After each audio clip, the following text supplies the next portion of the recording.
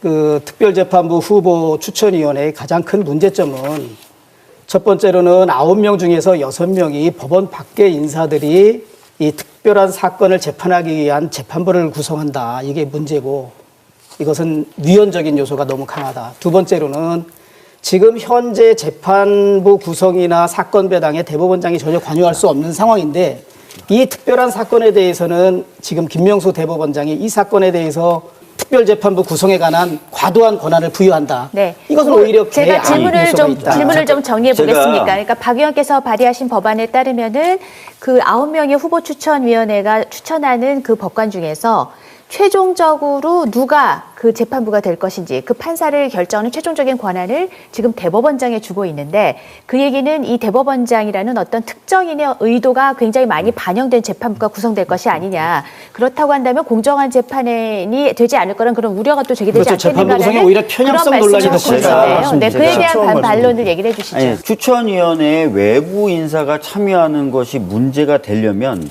또 문제가 된다고 하시는 분들이 주로 주장하시는 근거가 두 가지입니다. 법원에 부여되어 있는 사법행정권을 침해한다. 이거 하나 하고요. 두 번째 평등권을 침해한다. 두 가지 논리를 많이 댑니다. 자, 사법행정권의 범위, 사법행정권이 도대체 어떤 거고 그게 어느 정도까지 법원에 보장되느냐는 제가 누차 말씀드렸지만 공정한 재판이라는 것이 이루어져야 된다는 전제 하에서만 그 사법행정권의 내용과 종류와 폭이 해석될 수 있다고 생각합니다, 저는. 공정한 재판이 보장이 안 됨에도 불구하고 사법행정권은 무조건 보장돼야 된다라고 얘기하는 것은 저는 어폐가 있다. 어불성설이다.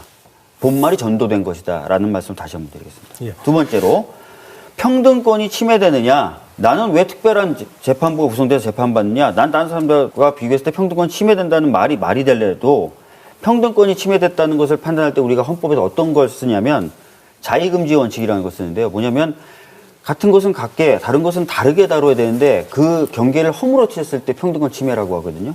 도대체 이만한 사태가 어디 있습니까? 재판이 거래가 됐다는 의혹이 되고 있는 이만한 사태가 어디 있습니까? 따라서 이건 다른 건 다르게 돼야라는 평등의 원칙에 부합한다는 거예요, 오히려. 그래서 평등권 침해도 전 아니라고 봅니다. 그래서 추천위원회에 외부 인사가 들어가서 이 공정한 재판이라는 것을 구축하고 또 국민들의 신뢰를 회복하는 재판부를 구성하는 데 들어간 것은 사법행정권을 침해한 것도 아니고 평등권을 침해한 것도 아니다. 오히려 공정한 재판이라는 헌법의 대원칙과 사법 독립의 목적을 달성하기 위한 것이다. 네. 라는 말씀을 다시 한번 주 의원께서 지적하신 대법원장이 최종 결정권을 행사하는 것의 편협성 문제는 어떻게 얘기하시겠습니까? 마지막 결정을 한다 하더라도 아까 말씀드렸던 대로 추천위원회가 추천한 범위 내에서 움직이게 되는 겁니다. 그래서 이게 자의적으로 또는 남용되면서 행사되는 선택권은 아니다라는 말씀 드리겠습니다.